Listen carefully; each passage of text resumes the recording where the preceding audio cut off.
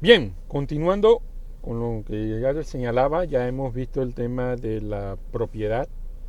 Ahora vamos a ver el tema de la posesión. Voy a procurar que estos videos sean de 30 minutos para no agotar tanto la filmación, pero esta clase del día de hoy corresponde a estas dos partes, tanto de la propiedad como de la posesión, y la hemos dividido en estos dos videos, ¿ok? Y esto corresponde a nuestra primera clase.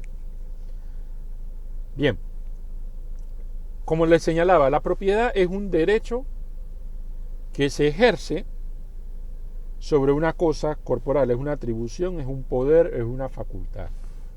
Es el derecho que yo tengo sobre una cosa corporal, física. Un esclavo, un fundo e incluso un animal de tiro y de carga. Pero en el caso de la posesión es diferente. Pero la posesión va muy emparejada con la propiedad. Y es que la posesión viene a resultar en ser un hecho. Principalmente es un hecho, no un derecho, es un hecho.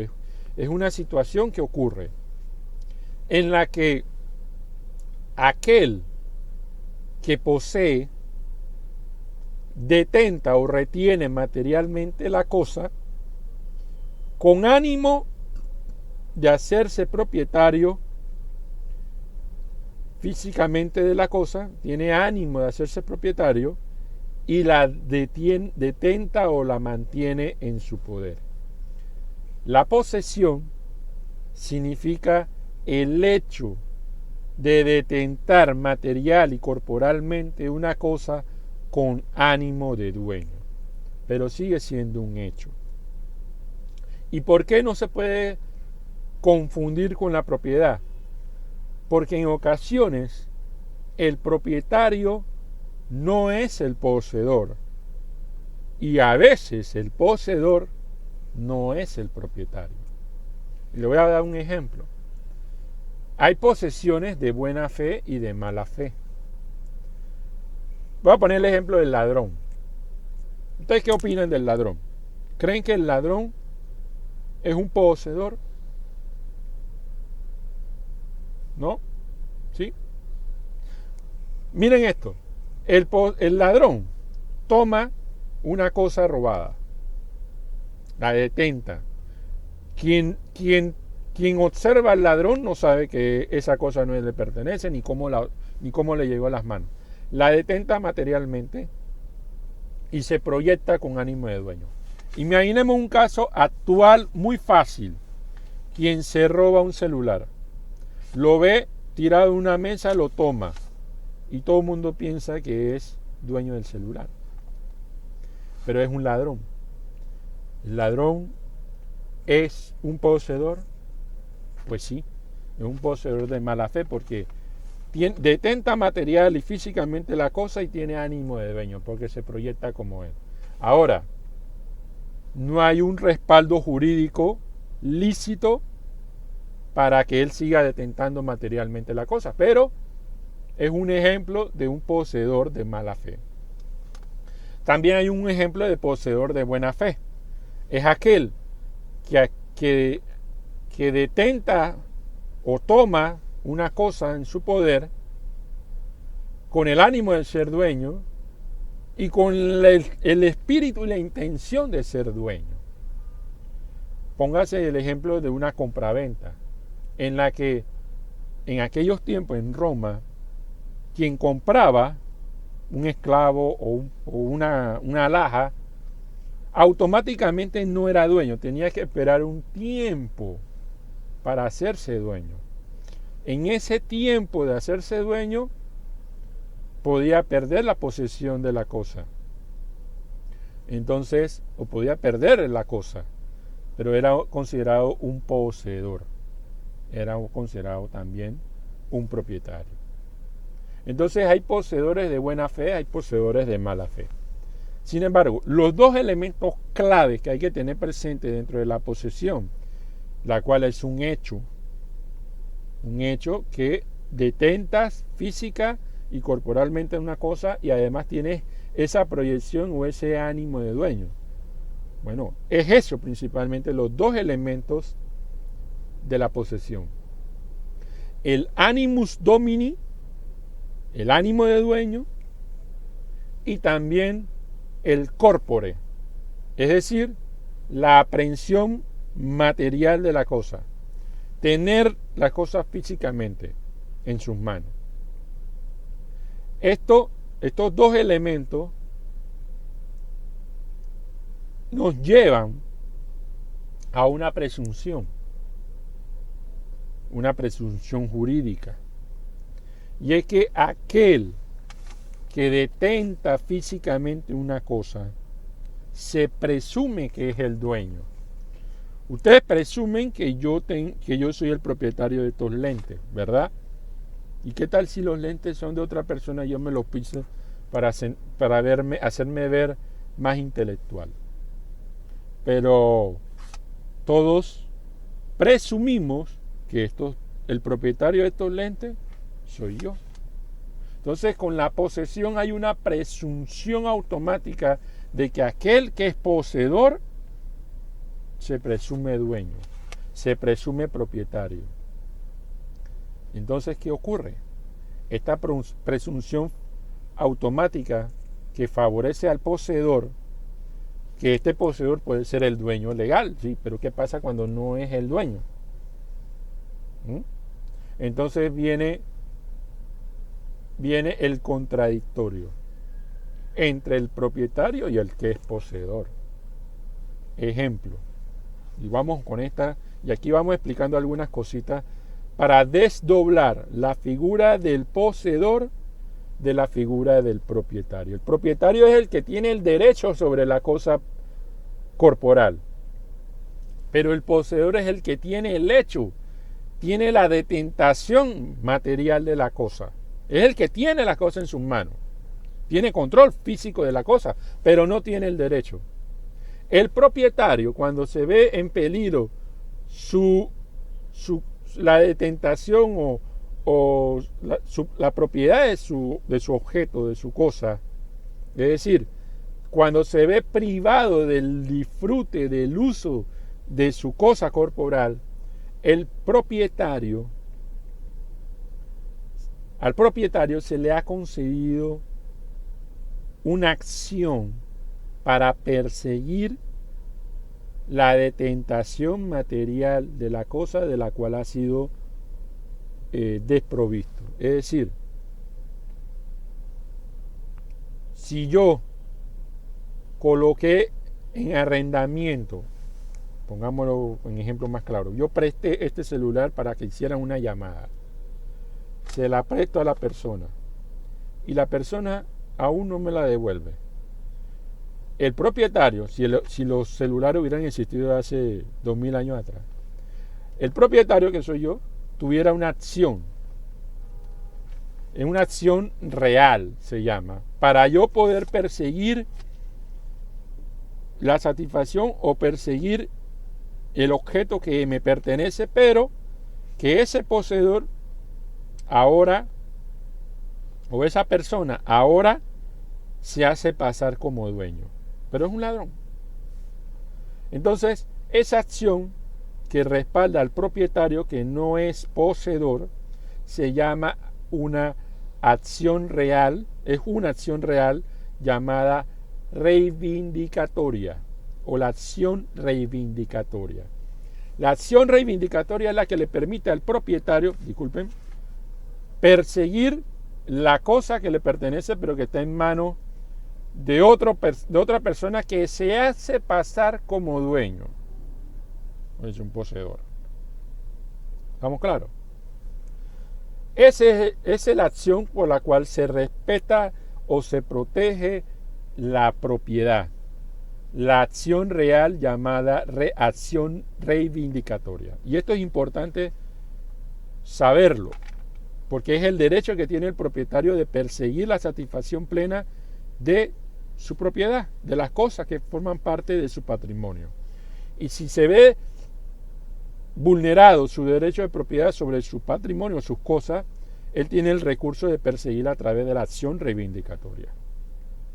Ahora bien, una persona que detenta materialmente la cosa sabe que no es el propietario, pero la está usando, a esa persona no se le puede llamar poseedor. Porque uno de los elementos básicos y fundamentales de la posesión es el ánimo de dueño, el animus domini. Pero aquel que detenta materialmente la cosa, pero sabe que no es dueño, que no se proyecta como dueño, no se le puede reconocer esa condición de poseedor. Simplemente se le conoce como un simple tenedor, no un tenedor de comer, sino un tenedor de tenencia, de detentación de la cosa. Es el ejemplo del arrendatario, una persona que arrienda un apartamento y sabe que no es de él, pero en su figura de arrendatario es el tenedor del apartamento. O un prestatario, se le presta un dinero, sabe que el dinero no es suyo, entonces es el detentador del dinero. Entonces son ejemplos que el tenedor y el poseedor son dos cosas distintas. El tenedor sabe, tiene la detentación material y física de la cosa, pero sabe que no es el dueño. Ni tampoco tiene la intención de proyectarse como dueño. Ese es el tenedor. Pero el poseedor tiene la detentación material de la cosa y tiene el ánimo de dueño. Pero lo que le corre a su favor es la presunción de ser propietario. Y él tendrá que se tendrá que demostrar a aquel que alegue ser propietario serlo. El poseedor tiene una presunción a su favor porque ya tiene la cosa en sus manos. Aquel que alega ser el propietario tendrá que probarlo. Aquel que no tiene la cosa en sus manos. Aquel propietario que no tiene la posesión. Espero ser claro en esto, ¿no? El propietario que no tiene la posesión tendrá que probar ser propietario. El poseedor que tiene la cosa en sus manos materialmente, se le presume ser propietario. El otro tendría que aprobar que el poseedor no lo es. Ahí viene el contradictorio, ahí viene la litis o viene el conflicto, ¿no?, entre un propietario y un poseedor, etc. Esto nos lleva a otro punto interesante, y es que en aquel entonces habían casos en donde existían poseedores de buena fe, y como no se adquiría la propiedad de inmediato, en algún momento del negocio perdían la detentación física de la cosa, pero son poseedores de buena fe. Ante estas circunstancias y ante estas situaciones, en donde incluso un poseedor de buena fe podía perder la detentación material, se veía perjudicado y vulnerable en sus derechos, los romanos comienzan a distinguir dos grandes posesiones o dos clasificaciones dentro de la posesión. La posesión de derecho civil, que es aquella reconocida por el derecho civil, la ley de las 12 tablas, la ley de las acciones, ¿no?, en donde el derecho civil ya reconocía al propietario como poseedor legítimo. Era un derecho in iure et quiritium, es decir, un derecho civil quiritario, el derecho más antiguo. Pero cuando sucedía que un propietario de buena fe o una persona que quería adquirir un bien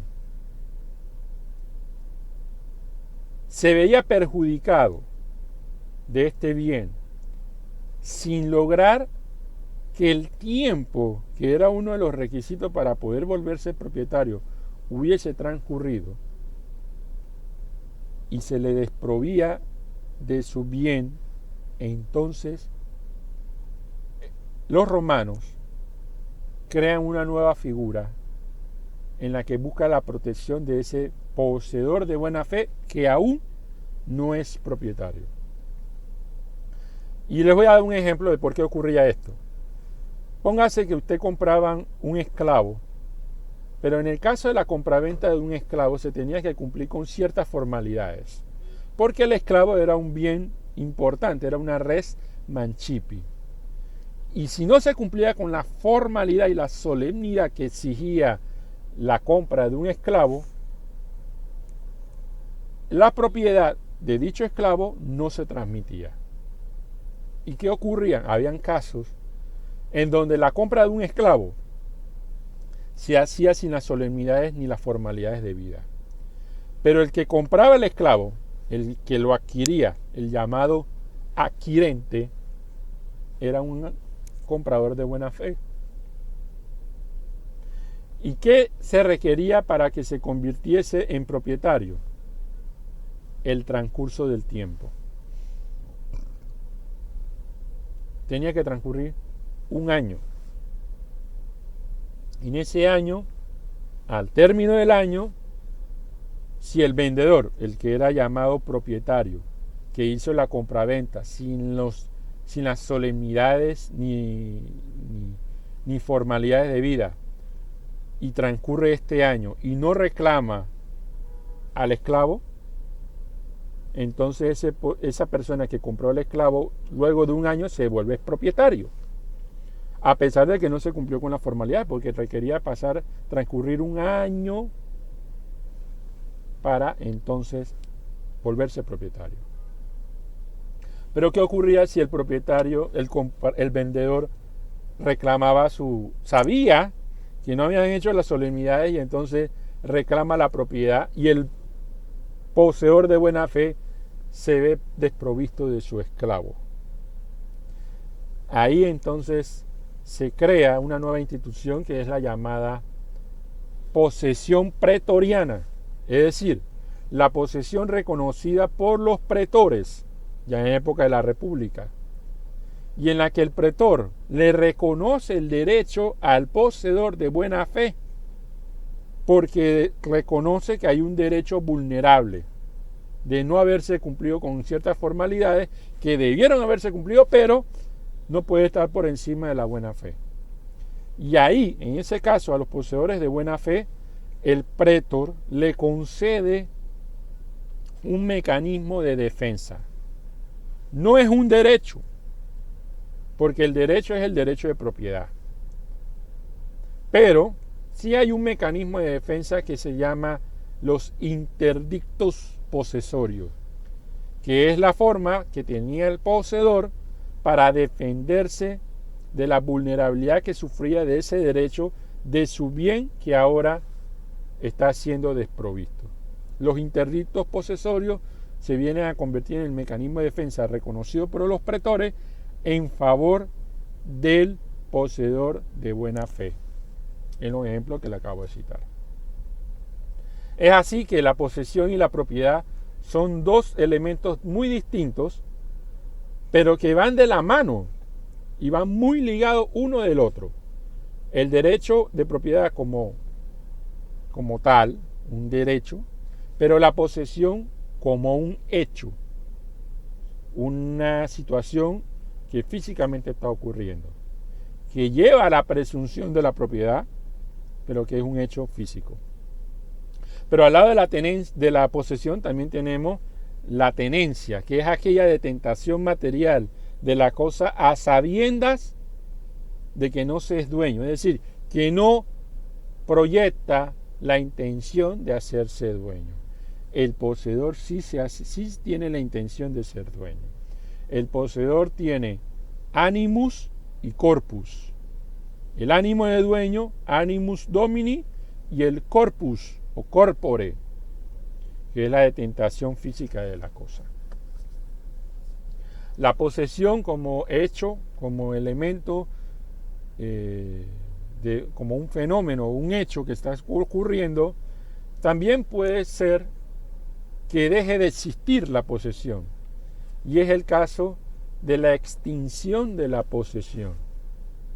La posesión se extingue cuando ya el poseedor abandona la cosa, ya deja de tener ese animus y la abandona, la deja, ¿no? Entonces, el hecho de que deje de existir el animus también hace la presunción o hace suponer que ya la posesión no existe, ¿no?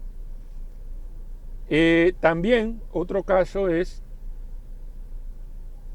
que la posesión deja de existir por medio de esta renuncia o también porque desaparece la cosa a detentar, ¿no? La cosa objeto de tentación.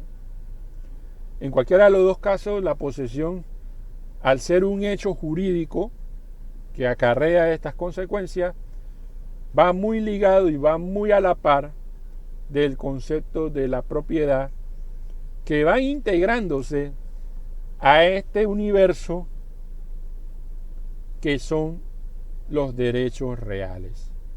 La posesión la vamos a observar muchas veces en el ejercicio de los jura in re aliena, los derechos sobre cosa ajena.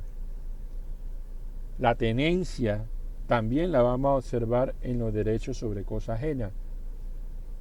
Pero la propiedad siempre va a ser el elemento fundamental y más importante dentro de todos los derechos reales.